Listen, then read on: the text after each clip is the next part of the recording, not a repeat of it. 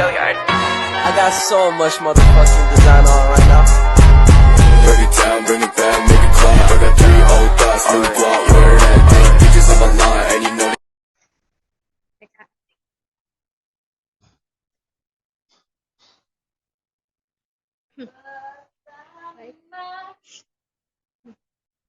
Assalamualaikum warahmatullahi wabarakatuh. Perkenalkan, kami dari kelompok 12 akan mempresentasikan makalah kami yang berjudul Wawasan Nusantara, yang dianggotakan oleh Diva Salsabila Putri, Timori Zahara Fadila, Firlana, Gracia, Mega Mustika, Syahira Ramadhani, dan Teguh Syahbana Ilyas. Untuk materi pertama akan dipresentasikan oleh teman saya. Kepadanya disilahkan.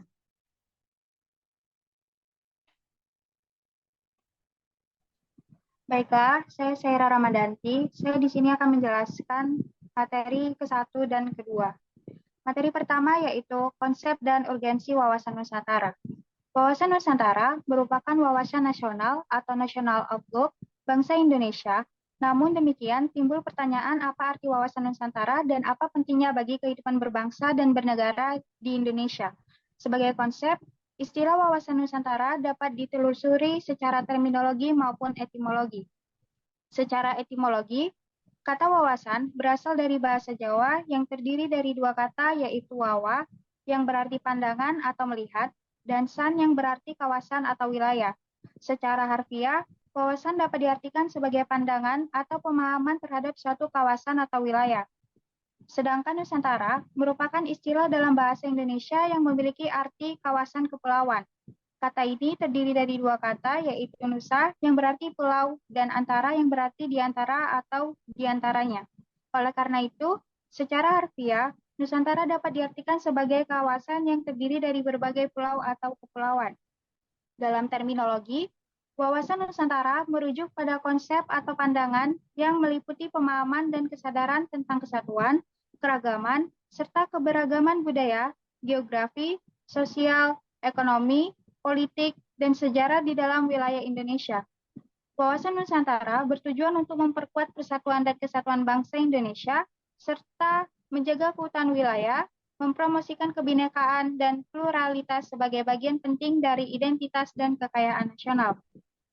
Materi selanjutnya yaitu alasan perlunya wawasan Nusantara.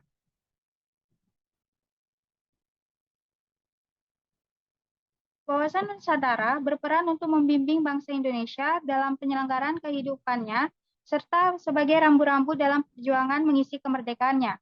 Pentingnya wawasan Nusantara bagi bangsa Indonesia sebagai pedoman, motivasi, dorongan, serta rambu-rambu dalam menentukan segala kebijaksanaan, keputusan, tindakan, dan perbuatan bagi penyelenggara negara di tingkat pusat dan daerah, maupun bagi seluruh rakyat Indonesia dalam kehidupan bermasyarakat, berbangsa, dan bernegara.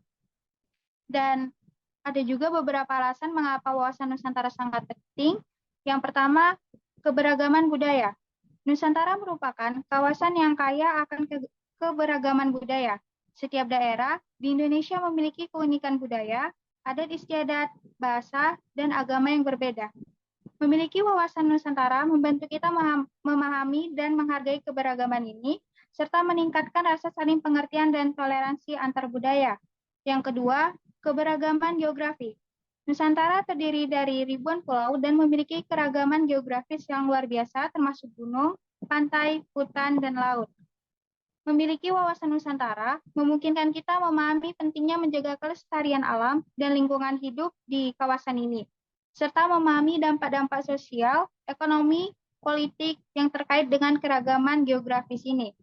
Yang ketiga yaitu sejarah bersama. Nusantara memiliki sejarah panjang yang kaya dan saling terkait. Sebagai contoh, Indonesia merupakan negara yang terbentuk dari perjuangan melawan penjajahan, serta mengalami peristiwa penting seperti Revolusi Nasional dan Proklamasi Kemerdekaan. Memiliki wawasan Nusantara membantu kita memahami akar sejarah kita sebagai bangsa, serta menjaga dan menghargai warisan budaya dan perjuangan para pendahulu kita. Sekian penjelasan dari saya kembalikan kepada moderator. Baik, terima kasih kepada Syahira Ramadhani. atas materinya, materi 1 dan 2. Selanjutnya materi ketiga akan disampaikan oleh Fimori Zahra. Kepada Fimori, disilahkan. Baik, terima kasih kepada moderator. Materi selanjutnya yaitu sumber historis, sosiologis, dan politis tentang wawasan Nusantara. Yang pertama, sumber historis. Lahirnya konsepsi wawasan Nusantara bermula dari Perdana Menteri Juanda Kartawijaya yang pada tanggal 13 Desember 1957 mengeluarkan deklarasi yang selanjutnya dikenal sebagai Deklarasi Juanda. Isi pokok deklarasi ini adalah bahwa lebar laut teritorial Indonesia 12 mil yang dihitung dari garis yang menghubungkan pulau terluar Indonesia dengan garis teritorial yang baru ini, wilayah Indonesia menjadi satu kesatuan wilayah laut. Sebelum keluarnya deklarasi Juanda ini, wilayah Indonesia didasarkan pada teritorial ZN Maritim atau dikenal dengan nama Ordonansi 1939. Sebuah peraturan buatan pemerintah Hindia Belanda. Isi ordonansi tersebut pada intinya adalah penentuan lebar laut 3 mil dengan cara menarik garis pangkal berdasarkan garis air pasang surut. Sekelilingnya dan setiap pulau hanya mempunyai laut dikelilingi sejauh 3 mil dari garis pantai. Laut setelah garis 3 mil merupakan lautan bebas yang berarti kapal asing. Boleh dengan bebas melayani laut yang memisahkan pulau-pulau tersebut. Guna memperkuat kedaulatan ini atas wilayah negara tersebut, dibentuklah undang-undang sebagai penjabarannya setelah keluarnya Deklarasi Juanda 1957. Dibentuklah Undang-Undang Nomor 4 PRP tahun 1960 tentang perairan Indonesia. Dan berdasarkan Konvensi Hukum Laut 1982 tersebut, diakui azas negara kepulauan, Indonesia diakui akan diterima sebagai kelompok negara kepulauan. Selanjutnya, yaitu latar belakang sosiologis wawasan Nusantara. Berdasar sejarah, wawasan Nusantara bermula dari kewilayahan wilayah Indonesia sebagai satu kesatuan wilayah. Tidak lagi terpisah-pisah sebagai konsepsi kewilayahan, bangsa Indonesia mengusahakan dan memandang wilayah sebagai satu kesatuan. Ini berarti lahirnya konsep wawasan Nusantara juga dilatar belakangi oleh kondisi sosiologis masyarakat Indonesia. Tahukah Anda bahwa bangsa Indonesia itu beragam dan terpecah sebelum merdeka? Bahkan antar bangsa Indonesia sendiri mudah bertikai dan diadu domba oleh Belanda melalui politik Divide et Impera. Berdasar pada kondisi sosial budaya masyarakat Indonesia, wawasan Nusantara yang ada pada awalnya berpandangan akan kesatuan dan keutuhan wilayah diperluas lagi sebagai pandangan akan persatuan bangsa. Hal di atas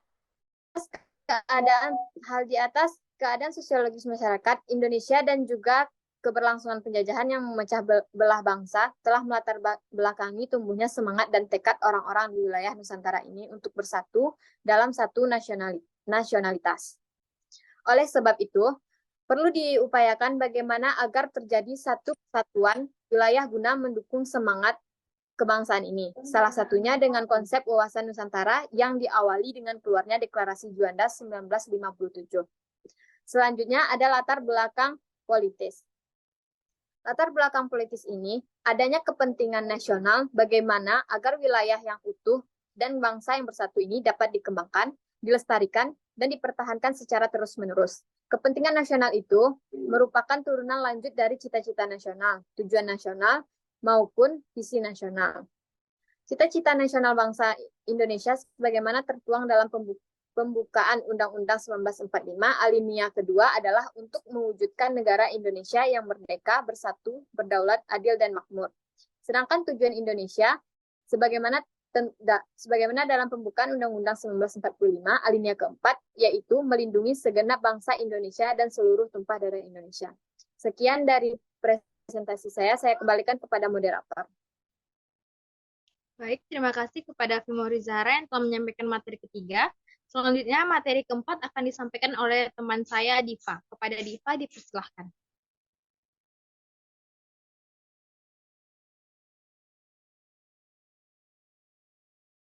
Baik, terima kasih moderator. Ada suara nggak? Baik, saya akan menjelaskan tentang argumen tentang dinamika dan tantangan wawasan Nusantara. Indonesia perlu waspada dan berupaya agar ketahanan mental ideologi bangsa Indonesia tidak tergerus. Pancasila harus senantiasa menjadi benteng moral dalam menjawab tantangan-tantangan terhadap unsur-unsur kehidupan bernegara, yaitu sosial, politik, ekonomi, budaya, dan agama. Dinamika dan tantangan wawasan Nusantara merupakan topik yang sangat menarik untuk dibahas. Wawasan Nusantara merujuk pada pemahaman yang mendalam tentang keragaman budaya, geografis, sejarah, dan identitas bangsa Indonesia. Dinamika dan tantangan yang ada dalam konteks ini mencakup berbagai aspek yang mempengaruhi pemahaman dan penerapan wawasan Nusantara di Indonesia. Berikut ada beberapa argumen yang dapat dibangun mengenai wawasan Nusantara. Yang pertama, keragaman budaya. Salah satu dinamika utama dalam wawasan Nusantara adalah keragaman budaya yang ada di Indonesia. Indonesia terdiri dari ribuan pulau dengan lebih dari 300 kelompok etnis yang berbeda. Setiap kelompok etnis memiliki bahasa, adat istiadat, agama, tradisi yang unik. Tantangan dalam memahami wawasan Nusantara adalah bagaimana menjaga harmoni dan kesatuan di tengah keragaman ini, serta bagaimana menghargai dan mempromosikan keanekaragaman budaya tersebut. Yang kedua yaitu geografi yang kompleks. Dinamika geografi Indonesia yang luas dan kompleks juga menjadi tantangan dalam membangun wawasan Nusantara. Terdiri dari ribuan pulau, Indonesia memiliki tantangan dalam menghubungkan dan mempersatukan seluruh wilayahnya. Transportasi dan infrastruktur yang terbatas di beberapa daerah dapat menghambat interaksi sosial dan ekonomi antar pulau. Memahami geografi dan membangun konektivitas yang baik di seluruh wilayah menjadi penting dalam mengembangkan wawasan Nusantara dan yang inklusif dan berkelanjutan. Selanjutnya yaitu sejarah dan identitas. Sejarah Indonesia yang panjang dan beragam mencerminkan dinamika dan tantangan dalam wawasan Nusantara. Negara ini telah mengalami masa penjajahan oleh berbagai kekuatan yang asing yang mempengaruhi budaya, politik, dan identitas bangsa. Tantangan dalam membangun wawasan Nusantara adalah memahami dan menerima warisan sejarah serta mempromosikan identitas nasional yang kuat dan inklusif di antara masyarakat. Yang berikutnya yaitu globalisasi dan tantangan modern. Kemajuan teknologi dan globalisasi juga mempengaruhi dinamika wawasan Nusantara. Indonesia sebagai bagian dari dunia yang semakin terhubung menghadapi tantangan dalam menghadapi arus informasi, ideologi, dan pengaruh budaya dari luar.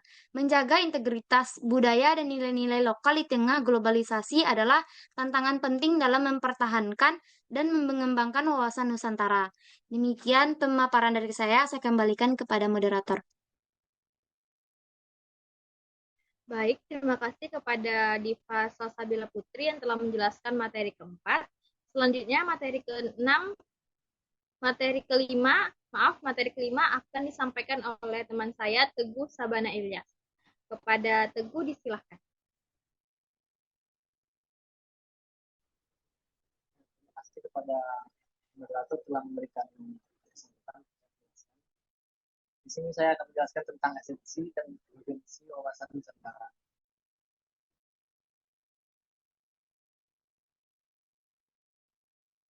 Esensi wawasan Nusantara. Wawasan Nusantara adalah konsep yang mencerminkan pemahaman mendalam tentang Indonesia sebagai negara kepulauan dengan keanekaragaman budaya, bahasa, agama, etnis, serta kekayaan alam yang melimpah.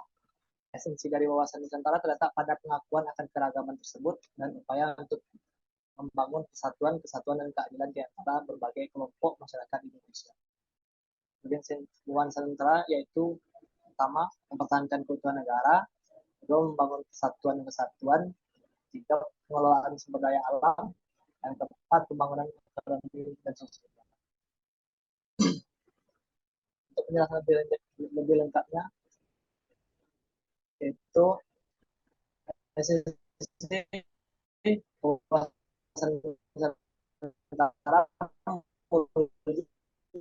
pada pemahaman dan kesadaran mengenai keunikan Nusantara, mengajarkan pentingnya kesatuan dalam keagamaan serta menjunjung tinggi nilai-nilai kebangsaan dan kebenekaan. Sebagai satu, keberagaman budaya. Wawasan Nusantara mengajarkan pentingnya menghargai dan merawat keberagaman budaya di Indonesia. Dalam suatu negara yang terdiri dari berbagai suku, agama, bahasa, dan adat istiadat, pemahaman akan wawasan Nusantara dapat membantu memperkuat keharmonisan sosial dan menghindari konflik antar kelompok. Kedua, keragaman geografis. Indonesia memiliki keragaman geografis yang luar biasa, mulai dari pulau-pulau besar hingga kepulauan kecil. Wawasan Nusantara memungkinkan kita untuk memahami pentingnya menjaga keberlanjutan alam dan lingkungan, serta memanfaatkan sumber daya alam secara bijaksana. Tiga, keutuhan negara. Wawasan Nusantara juga menekankan pentingnya mempertahankan keutuhan wilayah dan kedaulatan negara. Dengan pemahaman ini, masyarakat Indonesia dapat mengembangkan rasa cinta tanah air, semangat nasionalisme, dan kesadaran akan pentingnya menjaga persatuan dan kesatuan. 4. Kerjasama regional. Kuat peran Indonesia dalam kerjasama dengan negara-negara tetangga di kawasan Asia Tenggara dan Samudra Hindia. Melalui kerjasama yang baik, Indonesia dapat berperan aktif dalam memecahkan masalah regional.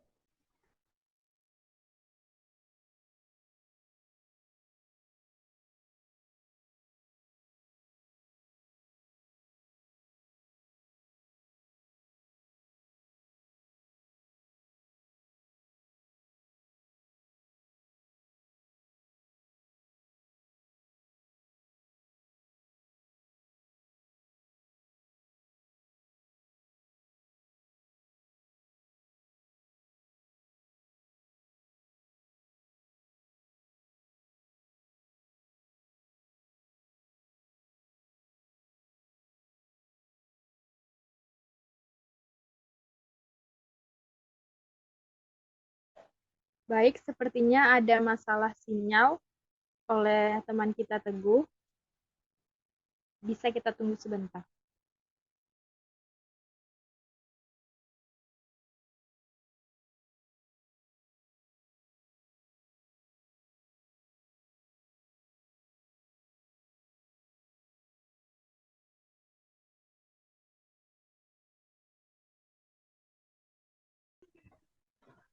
Baik. Baik, terima kasih kepada Teguh Syabana Ilyas yang telah menjelaskan materi kelima. Selanjutnya materi keenam akan dijelaskan oleh teman kita Mega. Kepada Mega disilahkan. Baik, sebelumnya terima kasih kepada moderator atas kesempatannya. Materi selanjutnya yaitu di sini saya akan menjelaskan mengenai rangkuman tentang wawasan Nusantara. Seperti yang kita ketahui, wawasan Nusantara adalah cara pandang bangsa Indonesia mengenai diri dan lingkungannya yang serba beragam dan bernilai strategis dengan mengutamakan persatuan dan kesatuan bangsa serta kesatuan wilayah dalam menyelenggarakan kehidupan bermasyarakat, berbangsa, dan bernegara untuk mencapai tujuan nasional. Sedangkan hakikat wawasan Nusantara itu sendiri ialah keutuhan Nusantara dalam artian cara pandang yang selalu utuh serta menyeluruh pada lingkup Nusantara demi kepentingan nasional. Selanjutnya yaitu ada asas-asas wawasan Nusantara. Terdapat 6 asas-asas wawasan Nusantara. Yang seperti yang kita tahu yaitu yang pertama, kepentingan yang sama, kedua yaitu kejujuran, ketiga yaitu keadilan, keempat kerjasama, kelima yaitu solidaritas serta kesetiaan terhadap kesepakatan bersama untuk menjadi bangsa serta mendirikan negara Indonesia. Seperti yang kita ketahui, kedudukan dari Nusantara itu sendiri menjadi landasan visional untuk menyelenggarakan kehidupan nasional. Sedangkan fungsi dari wawasan Nusantara itu sendiri menjadi pedoman, dorongan, motivasi, dan juga rambu-rambu untuk menentukan kebijaksanaan, tindakan, serta perbuatan bagi penyelenggara negara yang berada pada tingkat pusat dan juga daerah, ataupun bagi seluruh rakyat Indonesia. Kemudian, tujuan dari wawasan Nusantara itu sendiri ialah wawasan Nusantara dapat menciptakan nasionalisme yang tinggi di semua aspek kehidupan rakyat Indonesia yang mengutamakan kepentingan nasional. Selanjutnya, aspek Trigatra dan Pancagatra pada wawasan Nusantara. Yang pertama, pada aspek Trigatra terdapat 3 hal, yaitu yang pertama, posisi serta lokasi geografis negara. Indonesia berada di posisi yang cukup strategis, di mana negara kita terletak di antara 2 benua Asia dan Australia, serta di 2 samudra, yaitu Samudra Pasifik dan Samudra Hindia. Kedua itu keadaan dan kekayaan alam. Indonesia dikenal sebagai negara yang kaya akan sumber daya alamnya. Menurut bentuknya, sumber daya alam dibedakan menjadi 2, yaitu sumber daya yang dapat diperbaharui serta sumber daya alam yang tidak dapat diperbaharui. Ketiga itu keadaan dan kemampuan penduduk. Penduduk merupakan sekelompok manusia yang mendiami atau tinggal di suatu tempat ataupun wilayah. Terdapat beberapa faktor yang mempengaruhi ketahanan nasional, seperti faktor yang mempengaruhi jumlah penduduk, faktor yang mempengaruhi komposisi penduduk, serta faktor yang mempengaruhi distribusi penduduk. Sedangkan untuk aspek Pancagatra pada wawasan Nusantara itu terbagi atas 5 aspek. Yang pertama, aspek ideologi.